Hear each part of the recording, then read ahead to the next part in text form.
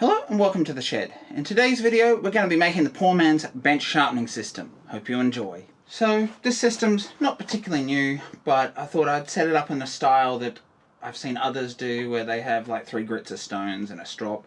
So we're going to do that today using sandpaper. Now what I'm going to be using here is wet and dry sandpaper, because obviously if we're doing lots of sharpening with this setup, we're obviously going to want to add some water or some sort of lubricant to it, and wet and dry sandpaper allows for that. So what I've got here is 240 grit, I have 800 grit, and I believe it was 1500, yes, 1500 grit. So the reason 240, that might seem a little aggressive for a sandpaper, but these coarser grits, they wear down a lot faster, so by using that coarser grit, I find that as it wears down, you can keep using it for longer than you would if you went for something like 320 or 360 or 400, somewhere around those grits. So that's the reasoning there. And then we're going to finish it off by adding the poor man's strop. And if you haven't seen that video, that link's down below. So let's go ahead and put this together. What I'm going to be doing is attaching it to a melamine base plate. It stops the water really getting in it. I've found in the past when I've used it, even the exposed edges, a little bit of water gets in there. It doesn't seem to cause too many problems. And I've just added a basic stop to the back of this, just so we can, when we're using it, just nip it up in the vise down here, and it stops it from moving. Now there's a couple of ways you can cut this sandpaper, so maybe you can prolong a sheet. Now what I'm going to be doing, ripping it down the middle, and we're going to get 2 essentially sharpening sheets out of each one of these main sheets. Reason being is the larger area, just like the coarser grit, it's going to make it last longer before you have to change it out, and it's going to be less of a hassle. The other way is that you can go this way and maybe get 3 sheets if you wanted to just have a smaller sharpening system, but that's really up to you. If you're freehand sharpening versus maybe using a jig, you might want a smaller one. That's really up to you. Now, to attach the sandpaper to our plate, I'm just going to use double-sided tape, and although it's going to use quite a bit, the other option is just an adhesive spray that you just spray on one side and stick it down, but I don't really like using that, although it works well, and maybe it's the cheaper option, I'm not really sure. I like the double-sided tape because you can take the paper off a lot easier, and in my book, that's better than having to deal with removing sticky residue and things like that with chemicals. We can just peel it off and stick another sheet down using more double-sided tape. Might not be the cheapest option, but it's going to be the easiest option and more flexible. So let's jump down here and we'll get started. So I've got this board here just for cutting the sandpaper, and it just makes it a little easier. It's just a hacksaw blade screwed down onto a board. We're going to get our measurement on here to 90, which happens to be right there, just so I get a bearing of how far I want it to come. And then we press down and just pull it back towards it, and we get a fairly even cut. Now we want to adhere them. So this is this very thin double-sided tape that I mentioned before, and we're just going to run it the full length like this, cut it off. Now you might be able to get away with just 2 pieces here, but I like to make sure it's fully covered. I already have another thin offcut ready that can go in here, so what we're going to do is just peel one side off, and that allows this, when it comes in there, not to get stuck on that top part, even though it's inside that, it's inside the thickness of that anyway.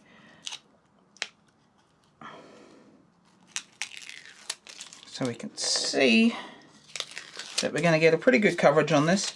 This was our 240, and we're going to place this right into this corner, and I'll explain why we're placing it right into the corner when we come to how to operate this. And so you can tension it a little bit, and now that's down. It's not going to move, it's going to stay nice and flat while you use it. So let's go ahead and do these other 2. if you don't already have a thin pit offcut, I'll show you exactly how I plan to do that now. So we're going to cut that off, and we go right next to it, just here. And so we get a thin bit on this edge here, and we'll cut that off and use that for the last one.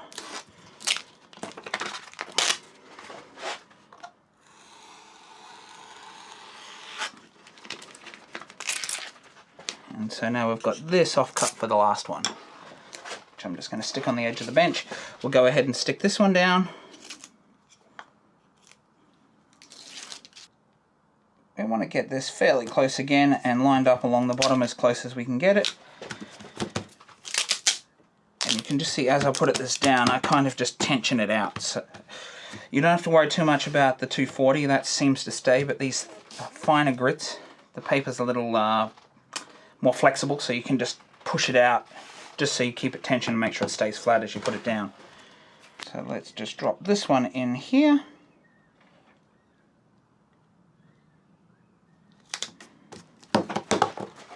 And now that that's done, I'm actually going to stick this strop down. And so we're going to stick that down in here. Now, this double-sided tape is pressure sensitive, so the more you push down and use it, the better it's going to be stuck. But you just want to make sure you're giving it a good press down so it stays stuck down when you start, so it doesn't lift.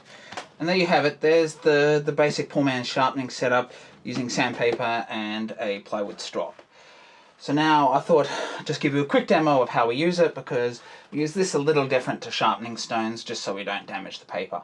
So what I want to do is just explain why I have them right up to the edge here and not pushed further in.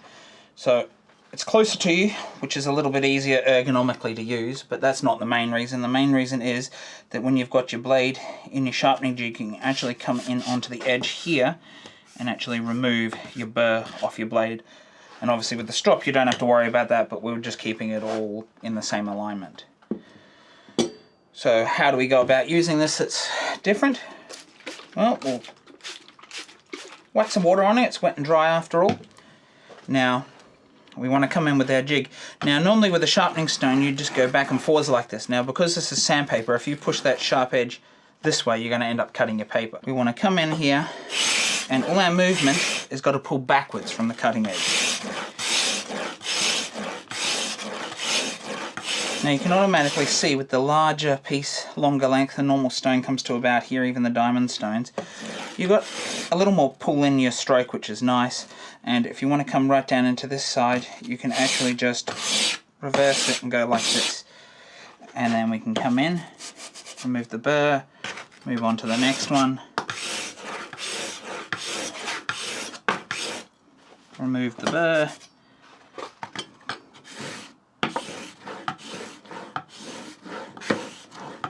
onto the last one, remove the burr, and if you want to, I usually freehand strop, but you can actually use your honing guide to hold it, and because this is a very hard surface, you can actually get away with using your jig to strop it like this, as long as you don't dig in to the surface like I accidentally did there,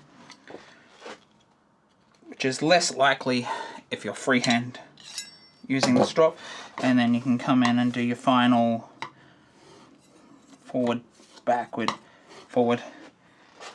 And there you go. That's how we use this sharpening station, always pulling towards yourself. Don't push forward with it or you will damage it. And you could see that even though I'm used to this, I still managed to actually catch the blade on the strop. So you just got to be careful and just be thinking the whole time, making sure lift. Even if you have to say to yourself, lift, pull back until you get used to it so you don't damage it, because then you're going to have to switch your paper out more often.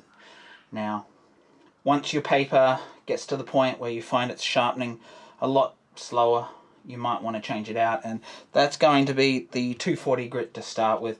That's going to be the most often one you're going to want to change out, because that's going to get most of your profiling and main sharpening done. And the other grits, the 800 and the 1500, are going to have much less wear on the grit because you're going to need to move it back and forwards on them way less. So there you have it, folks. There's the basic poor man's sharpening system, and it'll get you started, and you can use this for a while until you get used to actually doing the woodworking. You might feel, oh, I'm sharpening a lot, or I'm going through a lot of paper and it's costing me a lot and I might want to upgrade to some stones or something once you've decided if you even want to keep doing woodworking as a hobby or a career or whatever. So some of you might go, well, this is a scary sharp system. Now technically using just sandpaper is not a scary sharp system. The scary sharp system actually uses a special micro sanding film that I believe 3M created that is measured in micromillimeters, and that goes right through, and it's a special film that sort of floats with water to attach it to your glass or whatever your substrate you're using it on. And so technically this is not the scary sharp system, it's just a sandpaper sharpening system that I've coined the poor man's sharpening system, because you can get started for next to no input of cost. Just a few sheets of sandpaper, some adhesive spray, or some double-sided tape as I've chosen to use.